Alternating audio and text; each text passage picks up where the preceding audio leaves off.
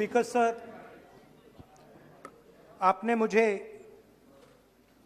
सदन में बोलने का मौका दिया, इसका मैं बहुत बहुत आभारी हूं। धन्यवाद। कल प्रधानमंत्री जी ने अपने भाषण में विपक्ष के बारे में बोला था कि विपक्ष आंदोलन की बात कर रहा है, मगर जो कृषि कानून है उनके कंटेंट के बारे में और उनके इंटेंट के बारे में विपक्ष नहीं बोल रहा है। तो मैंने सोचा आज प्रधानमंत्री जी को खुश करें और जो 3 किसान के बिल हैं, खेती के बिल हैं, उनके कंटेंट का और इंटेंट का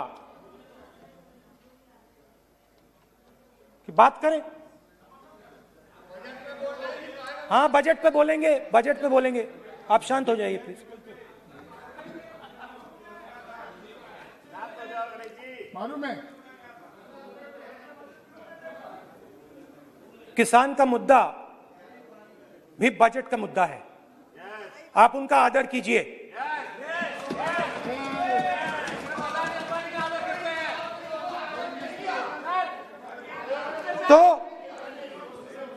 तो बात है कि इन 3 कानूनों का कंटेंट और इंटेंट क्या है। तो पहले कानून का कंटेंट, कोई भी व्यक्ति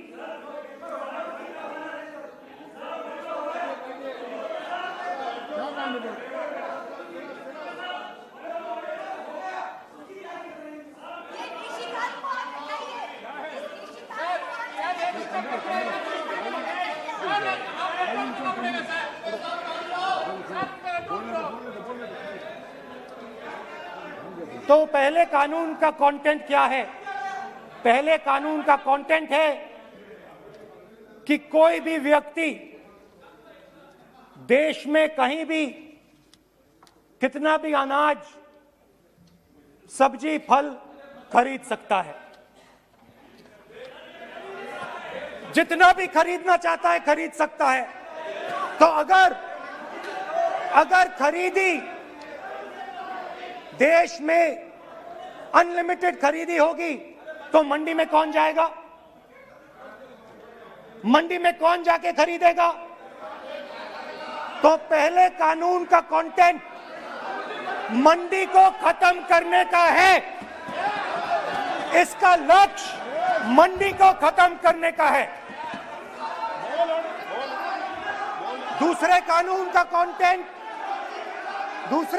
का कंटेंट क्या है कि बड़े से बड़े उद्योगपति जितना भी अनाज, जितना भी फल, जितनी भी सब्जी स्टोर करना चाहते हैं वो स्टोर कर सकते हैं, कोई लिमिट नहीं, जितना वो होल्ड करना चाहते हैं कर सकते हैं। दूसरे कानून का कंटेंट एसेंशियल कमोडिटीज एक्ट को खत्म करने का। दूसरे कानून का कंटेंट जमाखोरी को अनलिमिटेड तरीके से हिंदुस्तान में चालू करने का। अब तीसरा भी कानून है। तीसरा कानून का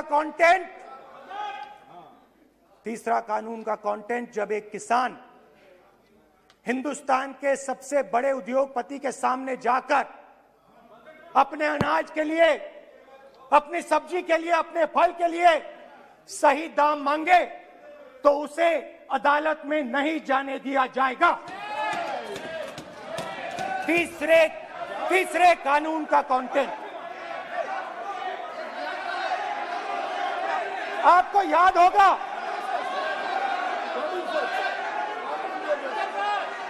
स्पीकर सर,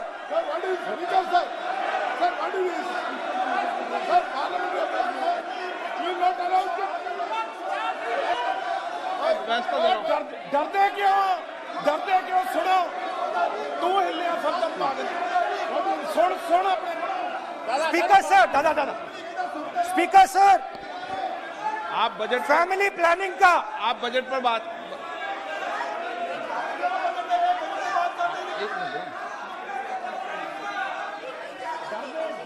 आप सर, बजट सालों पहले फैमिली प्लानिंग का एक नारा था, आपको याद होगा, हम दो हमारे दो।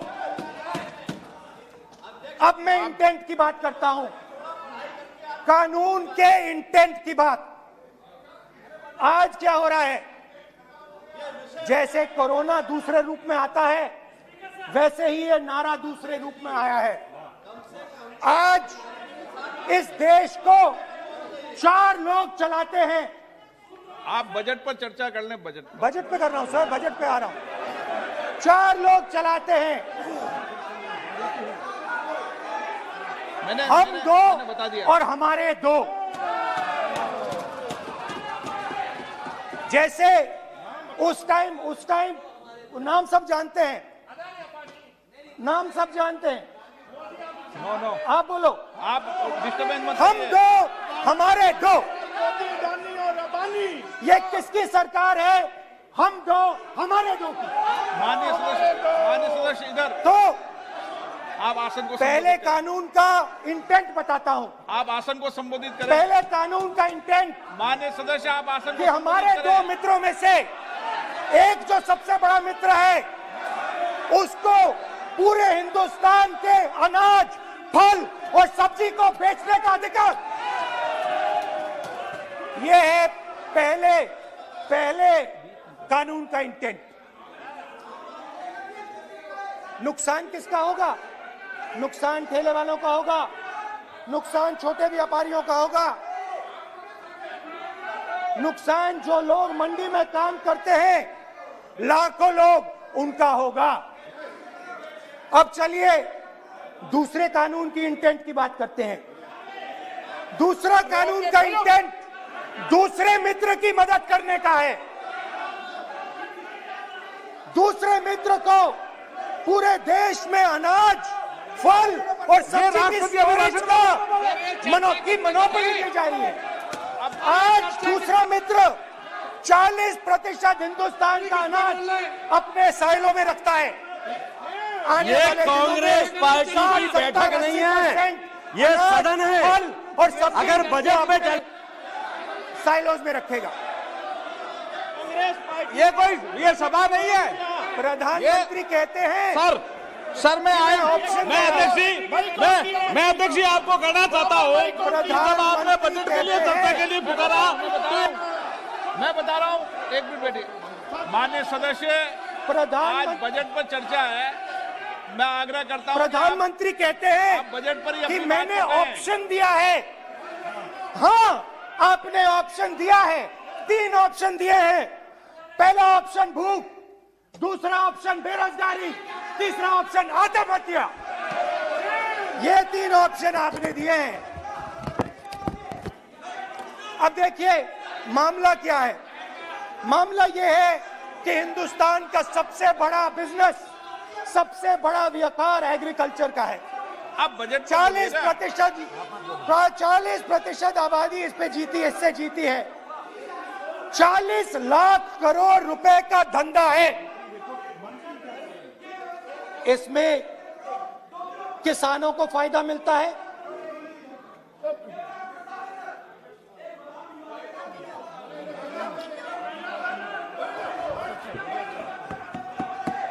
तो दूसरे कानून का थोड़ा मैं इंटेंट समझा देता हूं। दूसरे कानून का इंटेंट है, पानी दो, पानी गिर जाएगा, पानी दो। दूसरे कानून का इंटेंट है कि एक व्यक्ति को आप पूरे देश के अनाज की स्टोरिंग की मोनोपोली दे दो, और जब किसान अपने अनाज के लिए सही दाम मांगने जाएगा, तो जिसके पास स्टोरेज की मोनोपोली होगी वो मार्केट में अनाज डालेगा और किसान से कम पैसे में खरीद करेगा। और जब वही किसान कंज्यूमर बन के अपना ही माल खरीदने जाएगा तो वही व्यक्ति अपने गोदाम से जब बजट पे चर्चा है सर, बजट पे चर्चा है, राष्ट्रपति अभी भाषण पे आपने चर्चा समाप्त कर दी, प्रस्ताव पास करके राष्ट्रपति जी को भेज दिया, अब उसी पे चर्चा करके राष्ट्रपति जी का भी और आपका भी अपमान कर रहे हैं सर, ये आपका भी अपमान कर रहे हैं, सदन का भी अपमान कर रहे हैं सर। कि इस देश की जो रीढ़ की हड्डी है, किसान, मजदूर, छोटे दुकानदार, व्यापारी, उस रीढ़ की हड्डी को तोड़ के टुकड़े टुकड़े करके दो मित्रों को दे दो। Sir rule 218 sir, rule 218 sir, rule sir, the debate on appropriation bill shall be restricted.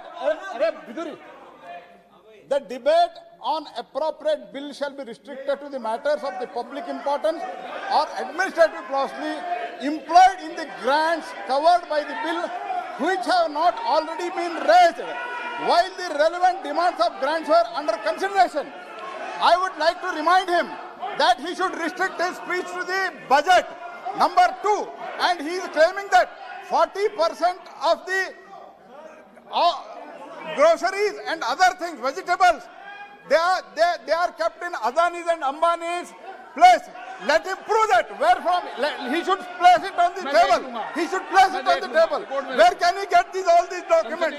Where statistics कहाँ से आए? इसको authenticate करना है. रिकॉर्ड में नहीं जाएगी. चलिए बैठिए. आप बोलने दे रहे हैं क्या? सर आपने माइक बंद कर दिया. बोलने दीजिए. बैठिए. माइक बंद कर दिया सर आपने. सर बैठिए. आप क्यों डिस्टर्बेंस कर? आप बोलने दीजिए ना. आप कोई रूल बता रहे हैं क्या? आप कोई रूल बता रहे हैं? अधीर रंजन जी, अधीर रंजन जी, अधीर रंजन जी को बता जाए. अधीर रंजन जी. Sir, 2214. Sir, rule 214. Sir, discussion of a general character. Sir, discussion of a general character may be allowed on the motion or any amendment moved thereto, but the details of the grant shall not be discussed further. Then is necessary to develop the general point. Sir, discussion on general point is allowed. So discussion, it is the discussion on general point. Discussion of general point is allowed in the rule book. Discussion of general point. अच्छा, budget में क्या agriculture मुद्दा नहीं है? Budget में क्या agriculture मुद्दा नहीं है? तो बजट में जब एग्रीकल्चर मुद्दा है तो बजट में क्यों चर्चा नहीं हो सकता एग्रीकल्चर? दादा, My point of order is simple. You listen to this, sir. Please. 349. It says, while the House is sitting, a member, 2, shall not interrupt any member while speaking by disorderly expression or noises or in any other disorderly manner. While Honorable Member Rahul Gandhi is speaking, तब तो disturb कर रहा है. अब कोई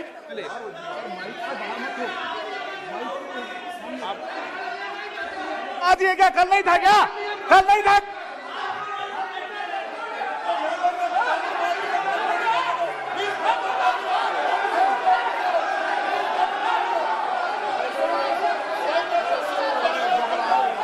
अडानी का नाम खुद ले दिया.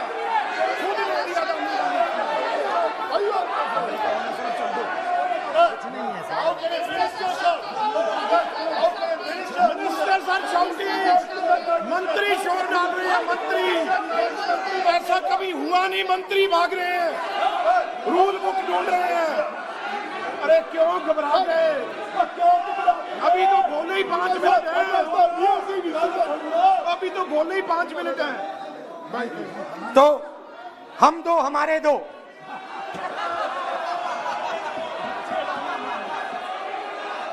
वो आपको याद होगा, वो फोटो होती थी 4, हम दो हमारे दो.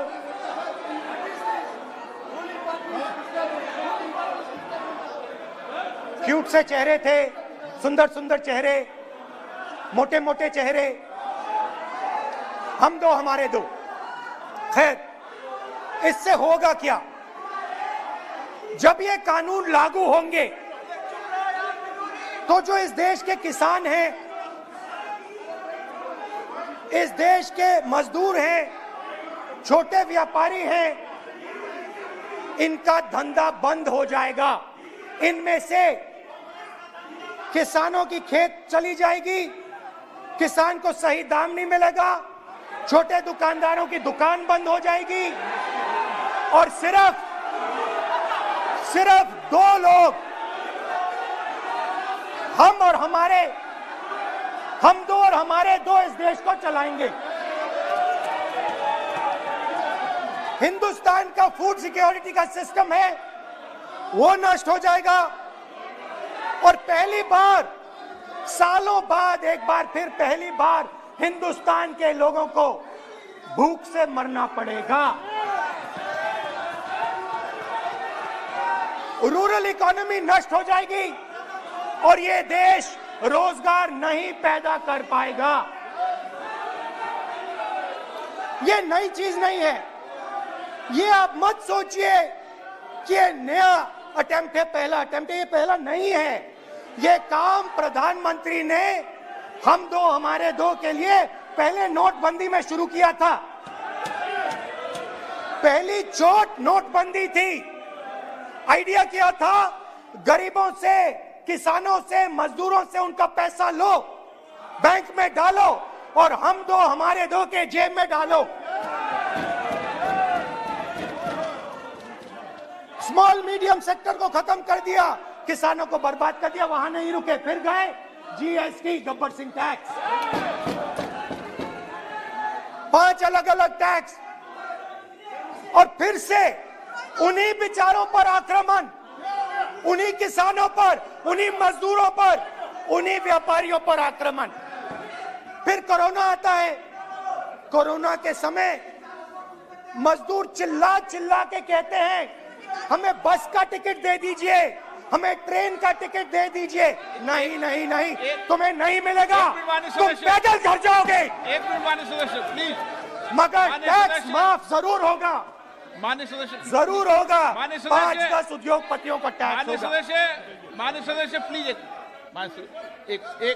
मिनट बैठिए। मैं माननीय सदस्य से भी आग्रह कर रहा हूं, इधर भी आग्रह कर रहा हूं। माननीय सदस्य, आज बजट पर चर्चा है।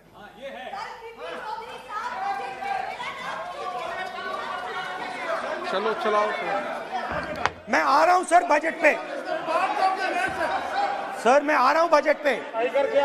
मैं सर 5 मिनट में बजट पे आ रहा हूं। मैं फाउंडेशन लगा रहा हूं अभी, फाउंडेशन।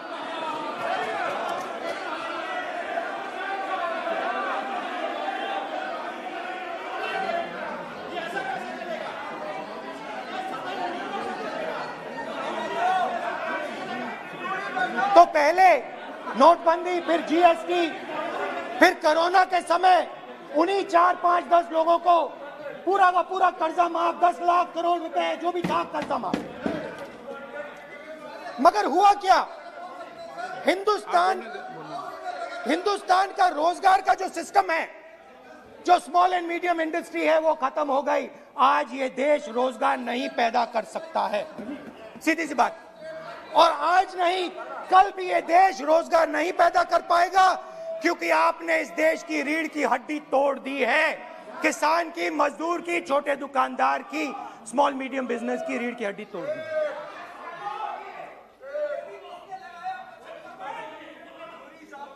मगर ये मत समझिए कि ये किसानों का आंदोलन है। ये किसानों का आंदोलन नहीं है। आपको बात अभी समझ नहीं आई है। ये देश का आंदोलन है और ये किसान सिर्फ रास्ता दिखा रहा है। किसान अंधेरे में टॉर्च दिखा रहा है और एक आवाज से ये पूरा देश उठने वाला है।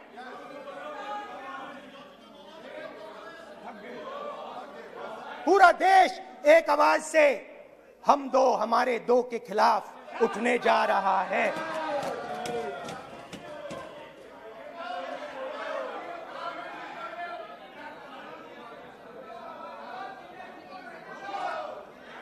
और ये याद रखिए, मैं कह रहा हूं, लिख के ले लीजिए।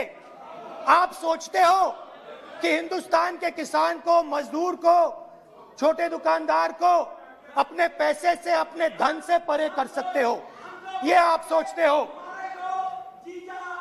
आप ये सोचते हो। आप लिख के ले लो मुझसे, किसान 1 इंच पीछे नहीं हटने वाला है। किसान आपको हटा देगा, मजदूर आपको हटा देगा, छोटा दुकानदार आपको हटा देगा, मगर वो पीछे 1 इंच नहीं हटने वाला।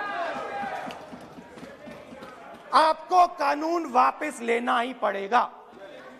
अब बात करते हैं बजट की। जब बजट पर बातचीत करने की बात उठी थी, प्रेसिडेंट एड्रेस पे बात करने की बात उठी थी,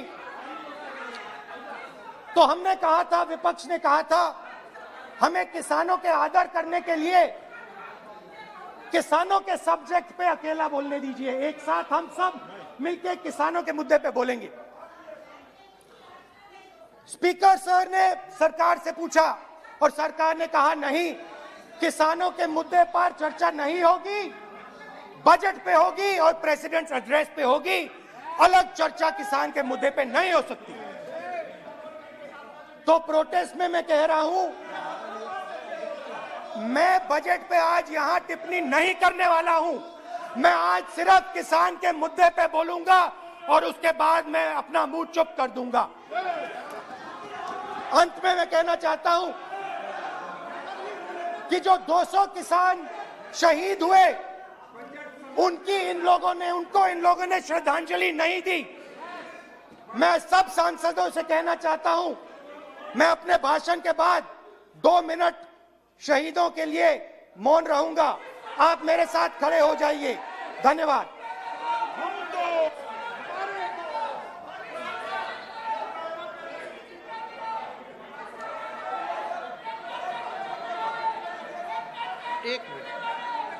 एक मिनट, आप बैठे, एक मिनट।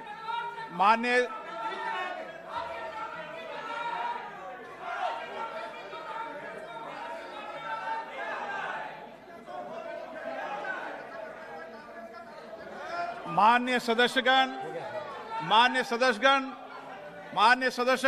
प्लीज बैठिए मान्य, प्लीज बैठिए। मान्य सदस्यगण, इस सदन को चलाने की जिम्मेदारी आपने मुझे दी है, और कोई भी मान्य सदस्य कहेगा मैं आज उत्तराखंड के मरे लोगों पर श्रद्धांजलि अर्पित करता हूं, कोई कहेगा कि मैं आज बॉर्डर पर मरे श्रद्धांजलि अर्पित करूं, ये जिम्मेदारी आपने मुझे दी है। आप बोल रहे हैं तो